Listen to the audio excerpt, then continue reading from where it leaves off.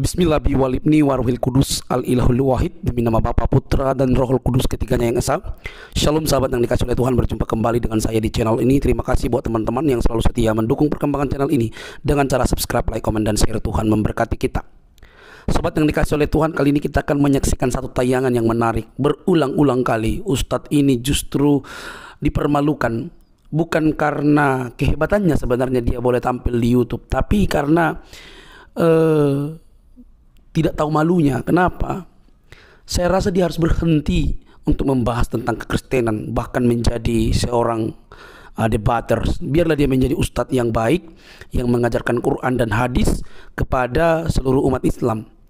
Karena kalau dia selalu tampil dengan tafsirannya terhadap keyakinan lain, itu justru membuat hal yang kurang baik sebenarnya. Berulang-ulang kali beliau ini dihajar habis-habisan dengan data, tapi alhasil dia sebenarnya bukan mau belajar. Jangan skip teman-teman, mari kita lihat dulu video berikut ini supaya kita mendapatkan informasi yang lengkap. Ini dia videonya.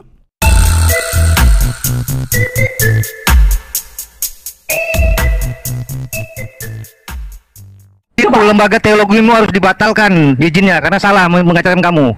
Baca ayat 2 itu menjelaskan ayat 1. Baca coba. Saya hanya mengatakan literasinya, kamu salah paham.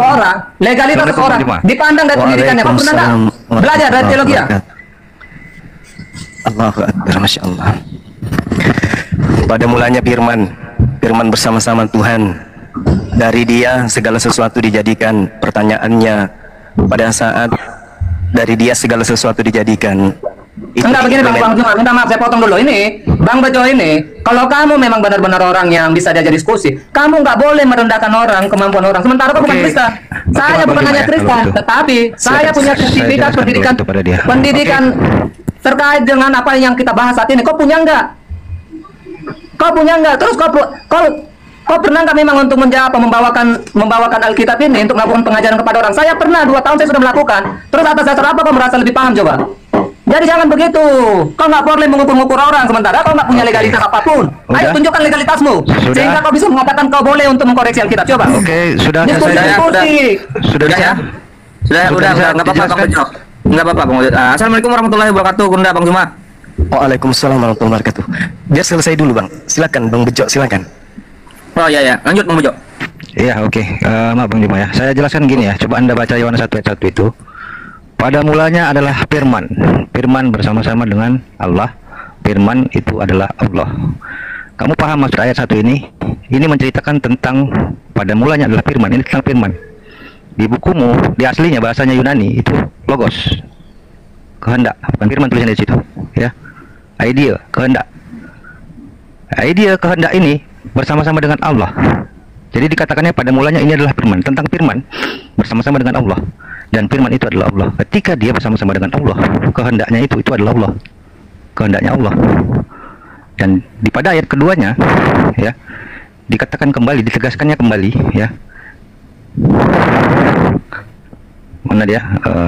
Iya, pada mulanya bersama-sama dengan Allah. Ini menegaskan tentang firman ini, mulanya dia bersama-sama dengan Allah. Di tiganya berkata bahwasannya segala sesuatu itu dijadikan oleh dia. Dia siapa ini? Firman tadi. Tanpa dia tidak ada yang terjadi, karena memang dengan kehendak Tuhan, kehendak Allah, semua segala sesuatu terjadi. Ketiga ini berkaitan, jangan kau lepas atau lompat ke 14. Itu yang berikutnya itu tentang penciptaan, hasil dari firman. Bukan firman itu lagi. Kamu bisa menjelaskan ini secara literasi. Kalau kamu tadi bilang kamu teologi STT, tampilkan ijazahmu itu menghasilkan sesuatu ilmu yang bisa menjelaskan ini. Silakan Laskar Kristus. Iya, saya nggak mengatakan saya dari STT, bukan mengatakan STT. Tetapi ketika saya sudah pernah sekolah terkait dengan pendalaman Alkitab, saya bisa buktikan itu terkait dengan sertifikatnya. Terus ketika kamu tadi menghasta saya, merendahkan saya, mengatakan saya nggak paham tentang ini, saya sekarang minta sama kamu, tunjukkan legalitas kamu sehingga kamu punya kuasa, kamu bisa dipandang lebih benar, lebih paham terkait dengan apa yang ada di dalam Alkitab ini. Coba ada Bang Zuma. Assalamualaikum Guru Zuma. Jadi kalau kita diskusi, tapi kalau kamu merasa kita lebih pintar, mari kita diskusi. Gak usah kamu merasa lebih paham merendahkan orang lain. Sementara kau siapa dalam kekristenan? Coba kau siapa dalam kekristenan bisa-bisanya kau menghasta kami coba? Bible terjemahan LAI-mu dijual bebas dan saya membacanya sekian lama, saya teliti, saya kaji, ternyata secara sastra pemahaman dari Kau kalian bukan mengkaji, bukan salah. meneliti, kau mencari kekurangan karena kau nggak beriman. Kalau memang benar ada kekurangan ya, kalian yang dari sarjana itu tampilkan sarjana kalian yang paham itu dengan menjelaskan ini. Apakah saya salah? Silakan dibantah, jelaskan. Ya, Secara oke. sastra, litasi, lanjutkan. Siap, silakan Guru Nezuma. Orang ini terjebak di dalam filsafat Helenisme, jadi susah. Orang yang sudah terjebak dengan konsep filosofi atau filsafat itu susah, apalagi filosofi filsafat yang saya maksud ini adalah filsafat Helenisme. Itu susah membedakan antara sumber suara dan suara, sumber firman dan firman, sumber perkataan dan perkataan. Ibarat kata orang itu tidak bisa membedakan antara keran air dan air yang keluar dari keran. Ini yang disifati oleh Kristen. Karena itu konsep, itu dogma, maka mau tidak mau harus diperjuangkan. Konsep itu harus mati-matian. Karena kapan itu tidak dipertahankan, maka gugurlah kekristenan ini. Sumber dan apa yang berasal dari sumber itu tidak sama. Ketika yang maha berkata, maka perkataan yang bersumber dari yang maha berkata ini itu pribadi baru. Contoh misalnya, kita ambil perspektif ringan aja dulu. Manusia memiliki sifat. Sifat yang ada pada diri Allah itu disebut kalamullah. Apa yang keluar dari kalamullah ini disebut kalimatullah. Sifat yang melekat pada diri manusia itu adalah kemampuan berkata-kata. Hasil dari kemampuan berkata-kata itu adalah perkataan. Maka kemampuan berkata dan perkataan itu adalah satu hal yang berbeda. Contoh, manusia berkata dengan kemampuan yang melekat pada dirinya. Kucing. Siapa yang menyatakan kucing? Manusia yang mampu berbicara. Apa yang keluar dari kemampuannya itu? Sebuah perkataan. Apa perkataan itu? Kucing, terdiri dari suara dan huruf-huruf. Nah, itu berbicara mengenai satu objek, yaitu binatang berkaki empat, ya, berperut gendut, maka dia disebut sebagai kucing. Maka ketika manusia yang berkata kucing ini mengeluarkan satu hal baru dari dirinya, maka kucing dan yang menyebutkan kucing itu adalah pribadi yang berbeda. Nah, orang yang terjebak dalam filsafat Helenisme akan mengatakan bahwa kucing dan yang berkata kucing itu bersama-sama dan itu adalah satu. Ini konyol. Sederhana sebenarnya, sederhana sekali. Tapi ya sekali lagi orang Kristen ini dilahirkan dari filsafat. Contohnya, contoh untuk menyadarkan teman-teman Kristen, ketika mencoba untuk mengambil filsafat Helene Plato atau filsafat yang saya katakan tadi, Yohanes 1 nomor 3. Dari dialah segala sesuatunya itu ada, misalnya. Segala sesuatu dijadikan oleh dia. Dia siapa di sini? Yesus? Bukan. Anak Maria? Bukan. Lalu siapa? Segala sesuatu yang dimaksud itu berasal dari sang sumber. Nah, pertanyaannya, ketika dikatakan konsep ini segala sesuatu, tubuh Yesus itu sesuatu, kakinya sesuatu, jari-jarinya sesuatu, mulutnya sesuatu, kepalanya sesuatu. Maka pertanyaannya, siapa yang menjadikan jari jemari lentik bayi Yesus? Nah, ini udah selesai kita di situ. Selesai kita. Pertanyaan ini pertanyaan keramat. Tidak bisa kemudian saudara Kristen mendudukkan kalimatullah dengan kalam Allah dan kalimat Allah. Mereka tidak bisa bedakan. Kenapa? Karena mereka mencocokkan kemudian filsafat Helenisme ini dalam konsep bertuhan. Itu celakanya itu di situ. Ya, kecuali saudara-saudara sarjana-sarjana teologi ini mampu menjawab ketika dikatakan segala sesuatu dijadikan oleh dia, maka yang menjadikan tangannya Yesus adalah Yesus sendiri, ya. Saya angkat tangan, menyerah saya kalau begitu. Demikian, silakan diambil alih Bang Bejo. Sepertinya dia udah paham itu, Bang Juma udah jelas itu. Kalau dia mampu, silakan dia jelaskan, tinggal itu aja. Lanjut Bang Juma. Masya Allah. Ya, silakan Bang. Siapa yang menjadikan jari jemari lentik bayi Yesus? Jadi begini ya Bang Juma. Ya. Kalau kamu menggiring saya dengan bertanya siapa yang menciptakan jemari lentik Yesus, saya bingung dengan dengan gaya pertanyaanmu itu. Ya kan sudah dikatakan firman menjadi manusia, dia utuh menjadi manusia, jadi nggak usah ditanya-tanya lah siapa yang menciptakan. Kenapa dupai dengan penyandang? Mengatakan kita nggak bisa hanya kalian kalau mau menolak satu Yohanes itu pun juga kita masih punya banyak ayat-ayat lain yang menguatkan daripada perkataan satu Yohanes di Yohanes 1 tadi itu. Di Kolose 2 ayat 9 tadi sudah baca, sebab dalam dialah berdiam secara jasmania seluruh kepenuhan kealahan. Jadi kalau Anda hanya membatasi Yesus sebagai seorang nabi, tidak ada satupun nabi di dalam dirinya itu ada kepenuhan kealahan. Kemudian tadi saya juga sudah baca dalam 1 Yohanes 5 ayat 20. Akan tetapi kita tahu bahwa anak Allah telah datang Itu dengar itu ya, Zuma. Anak Allah telah datang dan telah mengaruniakan pengertian kepada kita supaya kita mengenal yang benar, dan kita ada di dalam yang benar, di dalam anaknya. Ini di dalam nama anaknya, anak Bapa Yesus Kristus. Dia adalah Allah yang benar dalam hidup yang kekal. Dia itu, Yesus itu adalah Allah yang benar dan hidup yang kekal. Ayat inilah sebagai ayat pendukung daripada Yohanes. Jadi ada nggak ayat lain? Banyak ayat yang lain, banyak ayat yang lain. Belum lagi kita membacakan bagaimana Yesus mengatakan ketika dia naik ke surga, kepadaku telah diberikan segala kuasa di surga dan di bumi. Kemudian pada Wahyu juga Yesus mengatakan pada hari penghakiman nanti dia akan membangkitkan orang-orang yang percaya dan memberikan tempat kerajaan surga pada orang-orang yang percaya kepadanya. Banyak ayat-ayat yang lain, banyak ayat yang lain. Jadi nggak usah lah kita banyak fokus pada Yohanes 1 ini tadi. Masih banyak ayat pendukung-pendukung yang lain. Demikian. Sekarang saya mau tanya dulu kepada saudara. Perkataan saudara itu apakah saudara? Bagaimana? Perkataan saudara, apakah itu adalah saudara? Perkataan Laskar Kristus, apakah itu Laskar Kristus atau pribadi baru yang berasal dari Anda? Ya, perkataan saya perwakilan dari diri saya. Ya, saya tahu alam semesta ini ada perwakilan Tuhan itu Ya, sendiri. banyak. Nah, sekarang yang jadi permasalahan, kan banyak, ada suara, ada permasalahannya telinga, ini hati, kita ingin memecahkan konsep Hellenisme, filsafat yang Anda punya. Pertanyaan sederhananya, perkataan saudara, apakah saudara? Ya, itu salah satunya mewakili diri saya adalah suara saya. Wajah saya pun mewakili diri saya karena nggak akan ada yang sama persis dengan wajah saya. Seperti itu mewakili diri saya. Bedakan antara keadaan Yesus dengan wajah Anda. Yesus itu berasal dari firman kan, bukan dari wajah. Bang. Kalau abang mau ada salah satu bagian diri saya mewakili diri saya, Laskar Kristus, bisa dari suara saya seperti yang abang.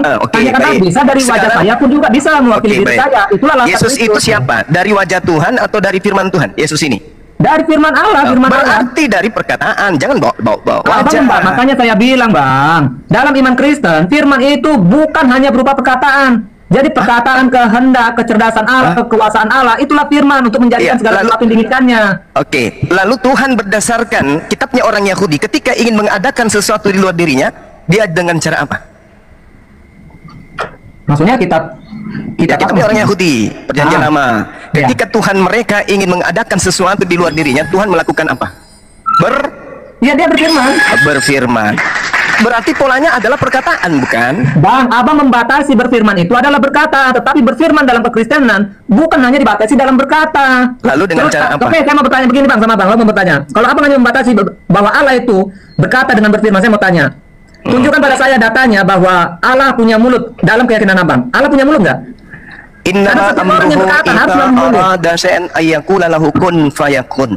Ketika Allah hendak mengadakan sesuatu, maka Allah cukup berfirman jadi maka jadilah. Oke, berfirman itu apa menurut abang? Berfirman kalau abang berkata, berarti itu kan harus ada mulut kan? Setiap orang dia berkata harus ada mulutnya. Itu Anda mensifati Tuhan dengan sifat manusia. Tuhan itu tidak serupa dengan makhluk. Jangan Anda menggambarkan ketika abang Tuhan yang membatasi, bukan saya. Justru kami orang Kristen bukan membatasi firman itu, bukan membatasi Tuhan itu sama dengan manusia. Kan abang yang membatasi berfirman itu adalah berkata, berarti dia harus punya mulut. Dari mana dia berkata? Yang mengatakan harus punya mulut, saya atau Anda? Kan ada mengatakan berfirman, dia kan berarti berkata. Berkata dari mana tuh? Yang mensifati sifat harus mulut, itu saya atau Anda? Berarti Allah berfirman. Kalau abang nggak mengakui bahwa Allah punya mulut, berarti berfirman bukan berarti berkata. Berarti Anda mensifati Tuhan seperti Tuhan Anda itu manusia. Tidak. Abang yang membatasi. Kenapa Anda bawa mulut? Coba Anda baca Yesaya 55 nomor 11. Bawa mulut nggak di situ? Abang mengatakan berfirman itu kan berkata. Kalau memang Allah itu berfirman itu adalah berkata, berarti Allah berarti punya mulut. Bagaimana sih logikanya? Yang mengatakan punya mulut siapa? Kalau abang mengatakan bahwa berfirman itu adalah berkata, berarti Anda hanya membatasi dalam perkataan itu berarti harus ada punya mulut. Seperti yang mengatakan harus punya mulut siapa? Terus kalau berkata bagaimana coba? Abang dulu kalau berkata bagaimana? Anda celakanya mensifati Tuhan dengan makhluk. Dari mana perkataan keluar kalau bukan dari mulut? Itu dulu. Dari mana perkataan keluar? Itu kalau makhluk kan? Ya kan? Anda yang tidak membatasi. Justru kita yang tidak membatasi. Sekarang dengarkan. Ada nggak di antara firman itu pun kami nggak batasi. Ada tidak di antara manusia yang menyampaikan pesan tanpa dengan mulut? Ada nggak?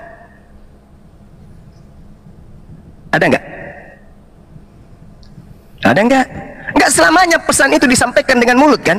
Jadi jangan Anda mensifati Tuhan itu dengan makhluk. Mentang-mentang Tuhan Anda makhluk, jangan Anda sifati Tuhan yang betul itu seperti manusia. Jangan. Nah sekarang kalau Anda mengatakan firman Tuhan adalah Tuhan, itu bahaya. Karena firman itu adalah sesuatu yang keluar dari Tuhan. Sesuatu yang keluar dari Tuhan bukan Tuhan. Paham itu? Karena Tuhan itu bukan pribadi baru dari dirinya. Nah, makanya saya katakan tadi, saudara terjebak oleh Abang yang filsafat. terjebak. Abang yang membatasi firman itu dengan perkataan. Semua yang berkata berarti dia punya mulut. Kami enggak membatasi firman itu dengan hanya berupa perkataan daripada Yang, Allah. yang mengatakan tadi Tuhan harus punya mulut itu kan dia kan teman-teman, bukan saya ya. Terus dari mana Allah berkata kalau nggak punya mulut coba? Kok maksa kali harus punya mulut? Kok maksa? Dari mana Allah berkata? Oke, kalau begitu Allah berkata keluar dari mana dia? Coba. Sudah ketahuan kan dia mensifati Tuhan itu dengan manusia. Harus berkata dengan Wah, nggak harus usah berkata framing dengan seperti ini, itu. harus berkata dengan mulut katanya. Dia kamu Justru mensifati kami- Tuhan itu. Kamu mensifati Tuhan itu seperti sifat manusia seperti Yesus. Sedangkan orang yang punya isyarat, punya sandi-sandi ketika ingin menyampaikan pesan juga tidak menggunakan mulut bisa. Bang, Manusia aja bisa menyampaikan pesan itu tanpa mulut juga bisa. Dengan tangan orang menulis bisa menyampaikan pesan. jangan melebar. Abang bilang firman itu perkataan. Bisakah abang, bisakah melalui surat abang berkata? Itu kalau dibaca berkata berarti ada, berarti ada orang panca indera, menulis surat katanya nggak ada dalam perkataan di sini katanya. Mulai rusak. Jadi makanya di dalam jangan sampai Anda jadi lelucon buat saya buat sini ya. Bukan lelucon. Anda berkeras pada kedunguan, Anda berkuat pada ketululan. Dengarkan saya, dengarkan saya. Segala sesuatu yang diciptakan oleh Tuhan berdasarkan kitabnya Yahudi itu berasal dari perkataan. Mazmur 339, Yesaya 55 nomor 11. Makanya sebelum ngotot itu belajar dulu. Sebelum ngotot itu belajar. Jangan karena sudah kejebak dalam filsafat Helenisme, bagaimana Tuhan disifatkan menjadi manusia, sehingga Anda kemudian menganggap Tuhan semua nabi itu sama seperti Tuhan Anda. Yesus itu Tuhannya tak nampak. Tuhan yang disembah Yesus itu tidak serupa dengan makhluk. Berbeda dengan orang Kristen. Agama Helenisme itu memang dewanya harus jadi manusia. Sedangkan Kristen ini bukan ajaran para nabi. Kristen ini bukan ajaran Yesus. Kristen ini ajaran orang-orang Romawi. Maka konsep ibadahnya, keilahiannya, ketuhanannya harus merujuk kepada konsep kedewaan. Harus Anda itu pintar, pandai menelaah kemudian pakaian Anda baru ikut tarung. Anda harus menyadari itu. Karena Yesus itu bukan firman. Yesus itu adalah manusia. Bedakan antara firman dan manusia. Makanya di dalam original teksnya itu tidak berkata manusia di situ, berkata daging. Kenapa? Karena daging ini berasal dari instruksi. Daging ini berasal dari perintah. Sama seperti matahari. Matahari ini bukan terlontar dari Tuhan. Matahari ini terlontar dari firman atau kalam yang melekat pada diri Tuhan. Jadilah terang. Posisi Yesus di dalam perintah Tuhan jadilah terang itu adalah hamillah Maria. Nah, hamillah Maria dan jadilah terang, kedudukannya sama-sama firman. Matahari dan juga Yesus itu kedudukannya selevel, sama-sama ciptaan Tuhan. Gitu cara belajarnya. Ayo, masih bingung? Sudah bisa gantian bicara? Iya, silakan. Iya. Nah, jadi terserah abang mau memaknai firman itu hanya berupa perkataan, itu iman Anda. Tetapi Tadi dalam dia yang memaknainya. Loh, abang tadi membatasi kok malah Perkataan lebar. harus pakai mulut katamu. Tapi kau yang membatasi perkataan itu, firman Tuhan itu kau batasi dengan mulut. Tadi Anda yang berkata bahwa firman itu adalah perkataan Allah. Saya mengatakan bahwa firman itu adalah kecerdasan, kemahakuasaan. Kalamullah Segala sesuatu dengan yang belum ada menjadi ada, kalimatullah menjadi itu berbeda. Itulah kalau orang tidak bisa menggunakan akal, hanya menggunakan dogma. Kalimatullah itu berbeda. Allah dan perkataan Allah, instruksi Allah itu berbeda. Ya terserah, itu menurut Anda. Nah, sekarang menurut Anda Tuhan dan Yesus itu berbeda atau tidak? Yesus itu adalah Tuhan. Kenapa Anda memberikan pilihan seperti itu? Kalau begitu kenapa Yesus mengatakan aku datang menjadi manusia bukan atas kehendakku sendiri? Anda memberikan jawaban dari pertanyaan Anda sendiri. Anda pertanyaan Anda, kenapa Yesus? Ulangi coba ulangi. Kenapa Yesus mengatakan aku menjadi manusia bukan dari kehendakku sendiri? Berarti, dengar ya, Berarti apa? itu memang ada ayatnya ya. Aku Ya, datang memang menjadi ada. manusia. Berarti sebelum dia manusia apa coba? Itu Bukan perkataan Yesus begitu. ya, ada ayatnya. Tunggu. Bukan begitu. Itu ada ayatnya. Tadi saya Aku datang tanya. menjadi manusia. Berarti sebelum dia manusia dia siapa? Makanya dia pernah berkata, sebelum Abraham ada, aku ada. Sama seperti perkataanmu tadi, Bang. Ada ayatnya. Aku datang menjadi manusia karena sebelum dia menjadi manusia, dia adalah Tuhan. Dia adalah Allah itu sendiri. Tipu daya iblis itu, yang membuatnya kuat itu adalah orang-orang. Anda sudah membenarkan sendiri dengan ayat yang pernah Anda baca, kan? Ya, tipu daya iblis itu lemah. Yang membuatnya kuat adalah orang-orang kafir seperti dia ini. Yes, Anda mengatakan Yesus itu Tuhan. Dengar, Anda mengatakan Yesus itu adalah Tuhan itu sendiri. Tuhan itulah yang maha berkehendak. Tapi Yesus yang adalah Tuhan itu sendiri berkata, aku datang menjadi manusia bukan atas kehendakku sendiri. Abang artikan dulu itu, Abang artikan dulu. Aku datang menjadi manusia. Aku datang menjadi manusia bukan atas kehendakku sendiri. Ayo, kamu tidak ngerti perkataan Paulus Yesus itu? Kehendaknya Bapa. Jadi sebelum dia manusia, dia adalah firman itu. Bapa dan Yesus sama atau tidak? Bapa dan Yesus itu adalah satu. Aku di dalam Bapa, Bapa di dalam aku. Saya tidak tanya satu. Saya tidak tanya satu. Sama atau tidak? Loh, kalau sudah dikatakan satu ya berarti sama. Hanya saja Yesus adalah dia nggak bisa membedakan antara sama dan satu. Sama dan satu itu beda. Nah, cobalah teman-teman ya. Ya, jadi iblis itu tipu dayanya itu sangat lemah sekali. Tipu daya iblis itu hanya setebal kulit bawang. Yang membuatnya kuat itu orang-orang kafir laknat yang kayak begini nih. Dia katakan sama dan satu itu adalah sesuatu yang sama katanya. Aku dan Bapa adalah satu, dan aku dan Bapa adalah sama, itu berbeda.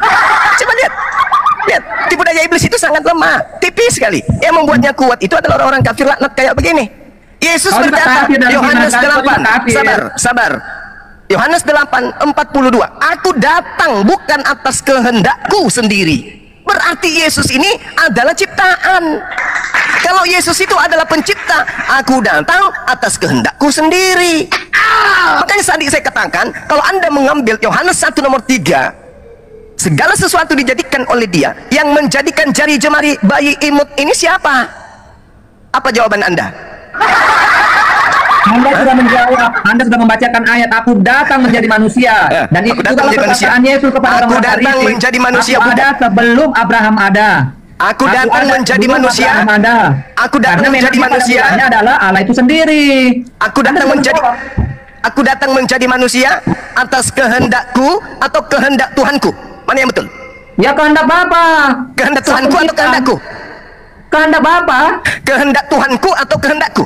Tuhanku, Allahku itu sama. Mampus. Karena Allah dan Tuhan di situ ada berapa kehendak? Bagaimana? Di situ ada berapa kehendak? Kehendak Bapa itu satu dengan kehendak daripada Yesus itu sendiri, firman-Nya. Lihatlah teman-teman, ya. Yukhadi'una Allah walladzina amanu wa ma yakhda'una illa anfusahum wa ma yasrun. Orang-orang kayak begini kata Allah, mereka hendak menipu Allah dan menipu kita orang Islam, padahal dia hanya menipu diri mereka sendiri. Kenapa? Fi qulubihim marad fazadahumullahu marad. Sebab di dalam hatinya ada penyakit. Masakan Anda mengatakan antara Yesus dan Bapa itu satu kehendak? Jelas-jelas Yesus berkata, aku datang bukan atas kehendakku sendiri. Lalu atas kehendak siapa? Kata Anda, atas kehendak Tuhannya. Ada berapa kehendak di situ kalau gitu? Cuman satu kehendak. Ini kan kamfret. Itu namanya kamfret, Bung. Itu namanya kamfret. Kalau bahasa Jepangnya itu tulul. Kalau itu namanya tulul.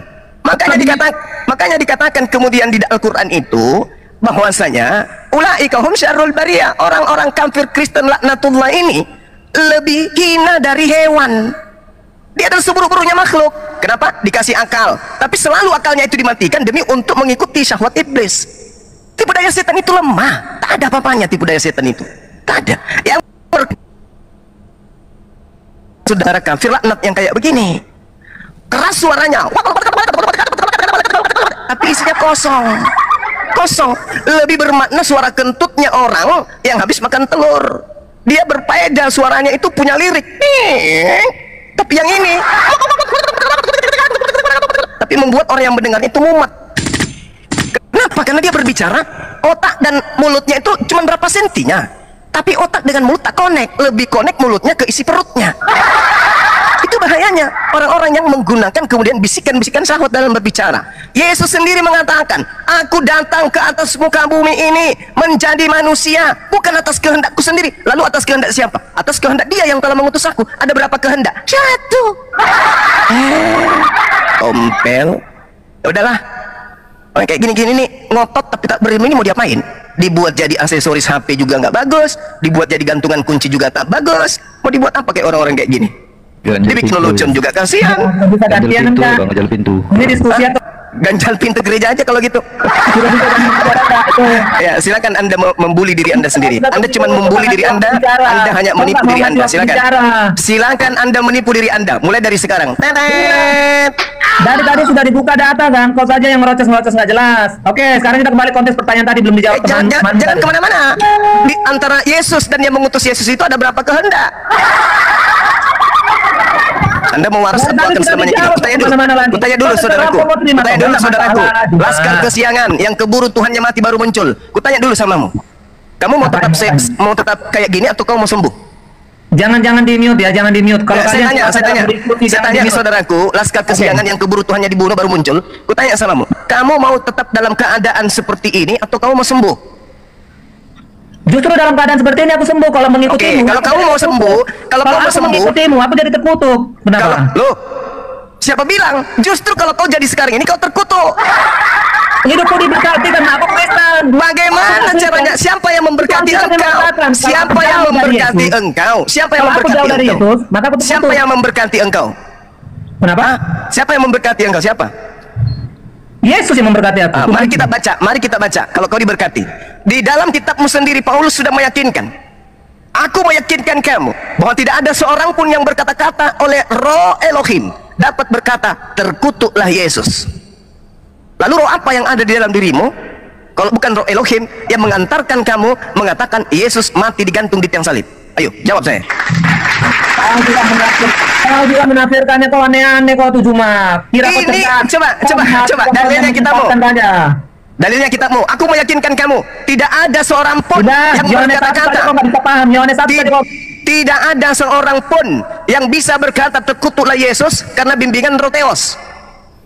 Kristen semuanya berkata Yesus mati digantung tiang salib dengan cara terkutuk. Roh apa itu yang membimbing kau mengatakan itu? Roh terkutuk. Maaf teman-teman ya, saya mengganggu kayaknya. Dia sudah pergi menghilang tanpa jejak. Bang Bejo, maaf Bang Bejo. Silakan. Enggak lah. Tadi satu tadi itu lagi jawab. Dia begitu loh. Jelas sekali itu memang begitu diskusinya. Diskusinya ngerocos saya dari 3 hari lalu dia tuh. Pokoknya ketemu sama Ustaz Hanafi, ketemu saya begitu-gitulah dia. Kemarin juga saya ditanya begitu, katanya gimana mulut Tuhan lu? Kata saya, Yesus aja sudah menyampaikan Tuhan langit dan bumi itu nggak bisa disamakan dengan makhluk. Susah memang. Itu aja. Terus dia belum tahu terang dunia dia itu Bang Benny ya kan? Belum tahu. Ngerocos saya kayak cewek-cewek. Saya ini lah yang mulut duluan loh. Cuman nggak kayak dia. Begini bang, bukan masalah merocos bang. Kita kalau bagi waktu, saya diam. Tapi kalau kalian terus berbicara dengan tidak ya saya merocos lah lebih bagus. Saya menguasai diskusi, menguasai arena. Izin Laskar. Ayo bagi waktu ya. Dari kemarin Laskar kamu kan kebiasaan kak. Saya kalau lo benda perempuan sama mulutnya Laskar ini lo dari kemarin di komelnya ibu itu juga. Kamu kan kasih tulisan. Kalau orang ngomong didengar gantian gitu nanti orang selesai ngomong. Saling membela. Kamu baru ngomong. Kalian saling membela. Bagi waktu kalian 5 menit, saya 3 menit yuk. Iya gantian ngomong nggak bisa nggak? Kamu nggak bisa. Ya, jangan repot saya bicara, silakan. Kalau nggak bisa kamu gantian ngomong Laskar, nanti saya pinjamin ini daftar mau pakai daftar ya. Nggak apa-apa pakai dasar nggak apa-apa. Yang penting gitu. Saya terhadap Alkitab. Lebih kalau mau yang perempuan aja sama kamu tuh kan tuh. Kalau mau diskusi gantian ngomongnya ya. Lanjut Gurunda. Iya, kamu masih ada malu? Kamu masih ada malu? Nggak usah framing. Kalau kamu sudah sampai melakukan, kalau kamu sudah ulang lagi. kamu sudah kebingungan. Ulang lagi. Antara bilanglah saya kafir laknat, itu kan berarti sudah kebingungan. Ya kan Yesus mengusir kamu dengan Yesus mengatakan kamu itu adalah terkutuk. Lucu ya? Kok jadi saya yang terdakwa? Saya hanya menyadarkan kamu, hanya mengingatkan kamu saja. Di mana ayatnya Yesus mengatakan saya terkutuk? Ayat di mana ayatnya? Saya bukan. Enyahlah daripadaku. Oke, ganti kita bicara ya, ganti kita bicara bang. Oke, kita bahas itu. Di kita mana pasal berapa itu ya? Silakan. Allahu Akbar, Masya Allah. Matius 23 nomor 15. Oke, silakan. Nanti kasih saya waktu bicara. Kalian hanya nuduh-nuduh saya ngerocos, kalian nggak mau kasih saya waktu bicara. Kalian mau masa saya biarkan kalian ngerocos terus membelokkan isi Alkitab? Oke. Baik saya ngerocos, gimana sih? Juga kau. Masih mau bicara atau gimana nih? Mau berdiskusi nggak? Silakan. Baik teman-teman yang dikasih oleh Tuhan, apa yang menjadi respon teman-teman ketika mendengarkan antara debat Ustadz ini dengan pendeta tersebut? Luar biasa, sudah sangat jelas, detail, lugas yang disampaikan oleh pendeta tersebut. Karena saking lugasnya, tepat, baik, maka yang bisa dilakukan oleh Ustadz Zuma atau Ustadz ini adalah, bahkan Ustadz yang lain hanya bisa menari di dalam kebodohannya dengan cara lompat sana lompat sini, tafsir sana tafsir sini, comot sana comot sini. Dia tidak ngerti apapun, bahkan dia tidak mengerti konsep hermeneutik yang digunakan untuk menafsirkan Alkitab. Dia juga tidak tahu latar belakang penulisannya, ayatnya, konteksnya. Dia juga tidak paham tentang kritik teks dan segala macam. Maka yang bisa dia lakukan untuk mempertahankan keeksisannya adalah dengan comot-comot dan tafsir secara liar dan sembarangan. Benar atau tidak, urusan belakang. Yang penting yang ditanya itu terdiam begitu. Nah, bagaimana kalau ketemu dengan Kristen yang tidak baca Alkitab, yang ke gerejanya Kristen nafas gitu kan, Natal Paskah gitu kan, maka mereka akan berkata, oh benar. Nah, kalau dia bertemu dengan orang yang belajar, maka dia akan kelihatan bodohnya gitu ya, kelihatan ketidaktahuannya. Bahkan langsung ketika dia comot ayat lalu tafsirkan lalu lompat sana sini, sudah tidak beres itu cara berpikirnya. Dia tidak sedang belajar, tapi dia sedang mengumbar kebodohannya. Dia begitu cepat bicara, tapi semua yang dibicarakan itu jauh dari kebenaran. Dia mau bantah Yesus Tuhan. Tidak perlu kamu bantah. Tak kamu akui pun Yesus tetap jadi Tuhan. Saya mau ngomong samamu, kamu Muslim, kamu Ustadz, dan kamu punya banyak penggemar. Oke, Anda semua tidak mengakui Yesus jadi Tuhan atau Yesus Tuhan, tidak ada pengaruhnya sedikit pun. Jangankan Anda, saya atau orang Kristen berkata Yesus bukan Tuhan, Yesus tidak menjadi turun derajatnya. Dia tetap Tuhan. Jangankan manusia, malaikat saja sudah ngaku Yesus itu Tuhan. Dia yang pertama mengumandangkan kepada seluruh umat manusia dalam Lukas 2 ayat 11 bahwa hari ini telah lahir bagimu Kristus Tuhan di kota Daud. Tentu kata Tuhan kurios bisa ditafsirkan, diterjemahkan dalam arti Tuhan atau Tuhan. Maka untuk mengartikan itu kita lihat konteksnya. Konteksnya apa? Jadi apa yang disampaikan oleh pendeta tadi sudah tepat. Penggunaan Tuhan dalam arti kurios, bisa Tuhan, bisa Tuhan, itu memang bisa disampaikan kepada beragam orang. Misalnya Lord itu gitu, dalam bahasa kan Lord gitu, Tuhan itu. Maka untuk mengartikan satu teks itu dan arti daripada teks itu kita harus lihat konteks secara keseluruhan, itu bicara apa. Maka diperlukan kecerdasan. Dan kamu tidak cerdas di situ. Nah, sampai kapanpun, dan ini jawaban untuk seluruh polemikus Muslim yang selalu ngomel, bersungut-sungut, mencari kesalahan kitab suci. Coba buktikan di mana Yesus di Alkitab mengatakan Yesus Tuhan sembahlah aku. Tidak perlu, itu aja intinya. Tidak perlu. Emang dia nabi yang arti harus diakui, kalau nggak diakui diperangi, enggak juga kan? Tidak perlu. Kalau seseorang itu Tuhan, dia tidak perlu ngomong kepada orang lain, oh aku Tuhan sembahlah aku. Tidak perlu. Dan di Alkitab juga tidak pernah dituliskan kata Tuhan Yesus, oh aku bukan Tuhan, jangan sembah aku. Yang ada adalah Yesus menunjukkan bukti dia Tuhan tanpa ngomong, walaupun bisa dibuktikan omongannya. Yang penting kamu tahu adalah ketika para murid berkata atau orang-orang Farisi melihat perbuatan Tuhan yang hanya bisa dilakukan oleh Tuhan, mereka katakan dia ini Tuhan. Apakah Yesus berkata, oh tidak, jangan sebut itu? Enggak, dia terima itu dengan baik. Maka tidak perlu seseorang Tuhan mencari pengakuan. Nanti akan dia tahu, orang tahu bahwa dia Tuhan. Jadi sampai di sini nalar kalian tidak jalan sebenarnya. Oke teman-teman, kebenaran itu mau kamu lawan pasti dia menang. Kebenaran itu mau kamu belokkan, dia pasti lurus terus menerus. Udah dari dulu sebelum Islam lahir itu sudah dilakukan oleh para bidat gitu ya. Sebelum Islam lahir di abad ke-7 sudah dilakukan para bidat untuk menyimpangkan, membelokkan kebenaran, tetap juga kokoh. Tidak pernah berhasil. Yang namanya kebenaran pasti ada KW. Yang KW-KW inilah yang mencoba untuk meruntuhkan kebenaran. Dan sampai kapanpun ini tidak akan berhasil. Karena sang kebenaran itu Kristus yang memerdekakan manusia dari dosa, itu hidup, berkuasa. Artinya bukan dongeng yang turun dari langit lalu bisa diobrak-abrik. Karena kekristenan itu selalu berdasarkan sejarah, fakta, dan terjadi. Bukan atas dasar klaim yang selalu diumbar-umbar.